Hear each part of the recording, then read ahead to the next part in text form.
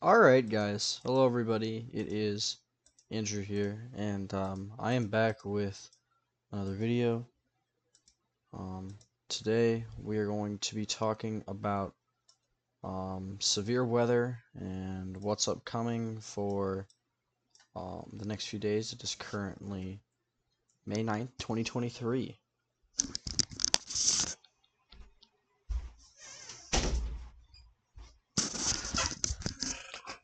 Alright, so currently we are looking at the NOAA Prediction Center page here. Currently, we have a day 1 slight risk in effect for North Carolina and parts of Arkansas, Missouri, Oklahoma, Kansas with a large marginal stretching out ahead of it. A couple areas of tornado potential, wind and hail all appear possible. Tomorrow, there is a large slight risk from portions of Wyoming down to the Texas Panhandle, along with a separate area of severe weather possible in here.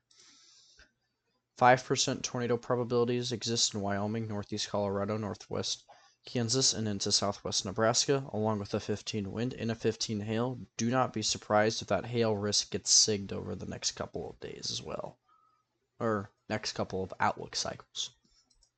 Day 3, which did get a special update at 2 p.m. Central 19Z Zulu time, a large slight risk exists for portions of South Dakota, southwest Minnesota, western Iowa, northwest Missouri, majority of Kansas, north central Oklahoma, which probably will get extended further south, eastern Colorado, and almost all of Nebraska, with a marginal surrounding this, sigged from Kansas into Oklahoma, where we're going to be looking for a couple tornadoes, damaging wind gusts, and large to very large hail.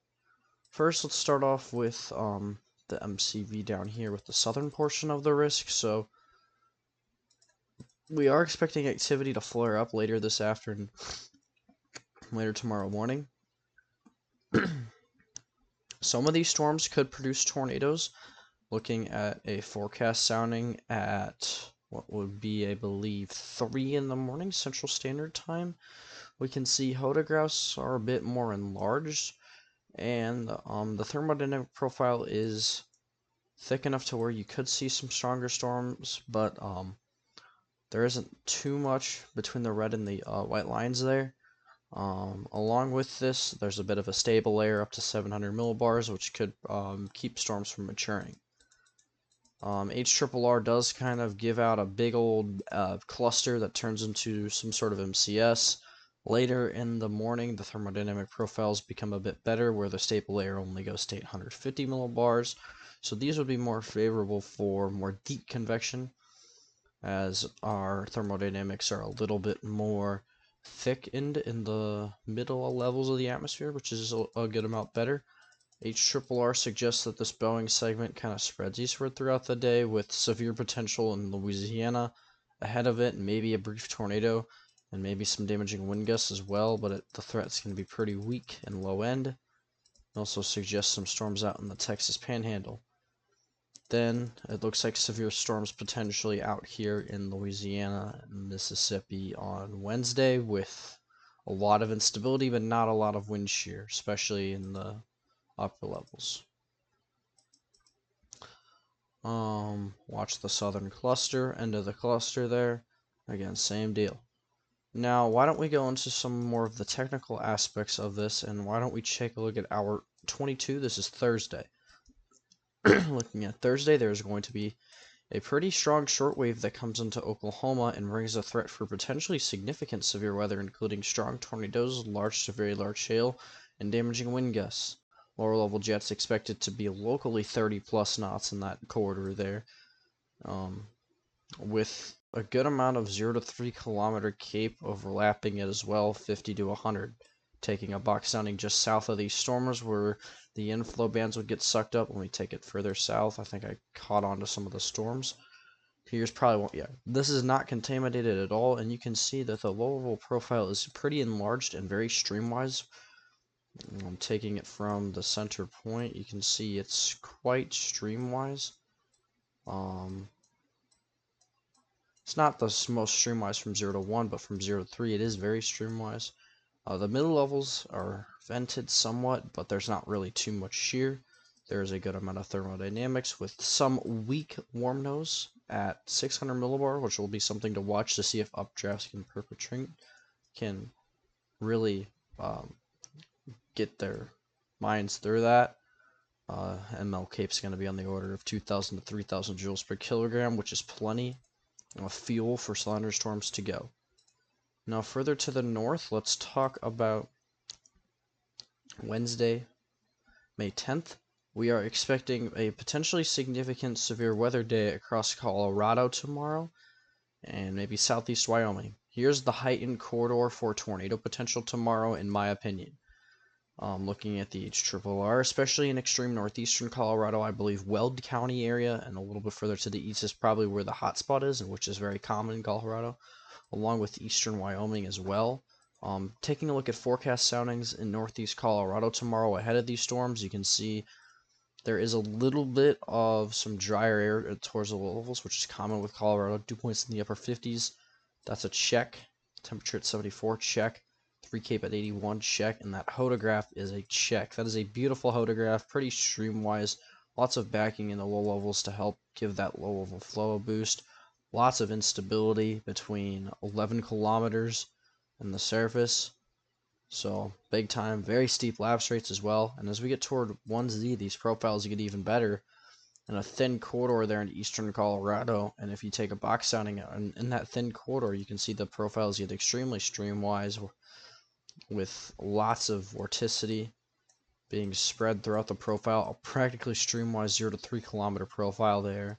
A lot of upper level flow too, vented out from the profiles, so probably more classic to maybe even HP supercells, but probably classic supercells. Still looking at a lot of thermodynamics as well. The only suspect part is this little bit of a warm nose at 700 millibars, but since they're matured supercells at this point, those would probably easily be able to drill through it. As we get toward probably 2Z, this is where the tornado threat's probably going to decrease some, as the storms kind of start to cluster up more and take up that 0 to 3 kilometer instability. I would think by 3Z is probably when the tornado threat is going to stop completely, based off the HRRR solution. Now, the severe threat for Thursday is likely going to start at 11 a.m. or actually 10 a.m. in Kansas. As we have this upper level low that's going to be stationed across Colorado, which is going to bring plenty of slope or of forcing, especially given upslope. So we're expecting a QLCS to form and race northeastward, given this. In the low levels, we have low level jet 700 millibars, low level jet of 40 to 50 knots across portions of southeast or east central Colorado, which should be enough fuel to get these storms to go. There won't be too much instability since this is earlier in the morning, and there is not the best low-level turning, but I think there probably will be a threat for some tornadoes with this line as it moves to the northeast and consolidates more. It will probably be quite broken for a while as well. I think Kansas might have the better tornado threat with this if the thermodynamics are better than what the HRRR showcases. The photograph profile there is better, but there's a little bit more thermodynamics in northwest Kansas, which is why I think the tornado threat's probably going to be highest there with the QLCS. Pretty streamwise profile. Wouldn't be surprised to see an isolated strong tornado out of this as well. Plenty of D-Cape and low-level dryness for significant wind gusts as well, which is going to be a possibility. Steep lapse rates, which contributes to that. Cape is a little bit meager, but it'll be fine given the relatively steep aspects to it, given the rapid cooling off with the thermodynamics. Generally, this line is probably going to really consolidate toward 2 to 3 p.m. local time in Nebraska, Colorado, and Kansas. As we get toward 5 to 6 local time, northwest Kansas, southwest Nebraska, eastern Colorado, the forcing from the actual front may initiate a few supercells across this area. If we look at the actual synoptics aloft, we can see that this is right under the upper level low pressure system, so probably more of a cold core setup across northwest Kansas here behind the line of storms. looking at 700 millibar flow. There is still some left over, and if we take a sounding in the maxi point of it below the supercells, probably could see a tornado threat with those lower end, albeit, but a tornado threat will exist. We can see not terrible. You have low level turning inhibited by this backing in the 0 to 1 kilometer. You can see the hodograph turn as well, but the upper level wind shear is pretty weak because it's right on the low pressure. Further to the southwest toward Dodge City, Kansas, the profiles will be very strong, but I don't know if you're going to get a storm down there. If you look at the 500 millibar map, the better forcing, it actually exists in Oklahoma with this shortwave. Maybe if this shortwave can park itself just a tad bit further to the north or expand, there probably will be some sort of initiation there. I would say the cutoff for the round of storms later in the day is going to be generally here probably right now. So this is probably the biggest threat for the later round, for at least for the South Plains. Up to the north, definitely probably going to be initiation along the low pressure zone here. And then you'll still have that QLCSN going along the leading edge of this wave as well. So there's definitely going to be 3 modes of storms here. Kind of to recap this all, here's a look at the HRRR 2 to 5 kilometer helicity tracks. You can see we have a pretty significant amount of helicity tracks built up there in Oklahoma.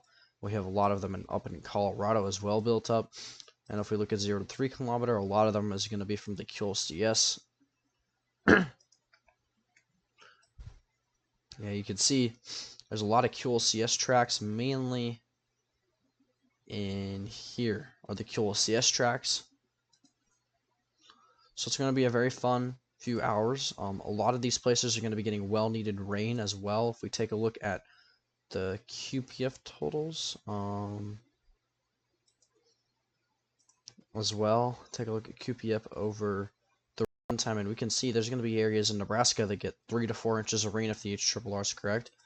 If we also take it out to a broader aspect as well, we can see lots of other places across the plains and Midwest get rain as well. And if we take a look at weather.gov, you can take a look at the drought monitor.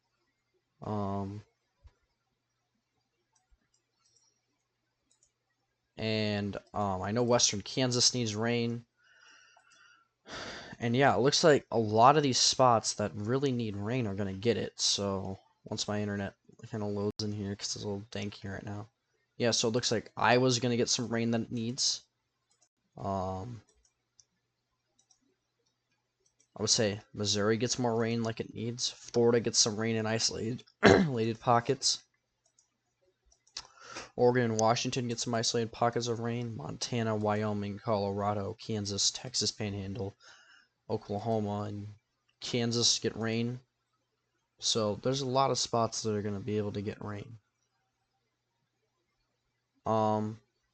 Also, speaking of rain, why don't we take a look at the Weather Prediction Center's forecasts. There's going to be a lot of periods coming up with excessive rain potential. So day 1, which is until about 12Z, there's going to be excessive rain potential for Houston and Victoria and areas like that in Texas. Day 2, it's going to slide over to Houston, Lake Charles, Beaumont, I think maybe Lufkin, and there's a slight risk up in the high plains. Day 3, slight risk from Colorado up into North Dakota, with a marginal existing from the coast into Illinois. Day 4, marginal from Illinois to Virginia, with a slight risk across Texas. Day 5, a moderate risk across Texas as well. Thanks everybody for watching. That's going to do it for my forecast discussion for May 9th, 2023. This was recorded at 10:15 p.m.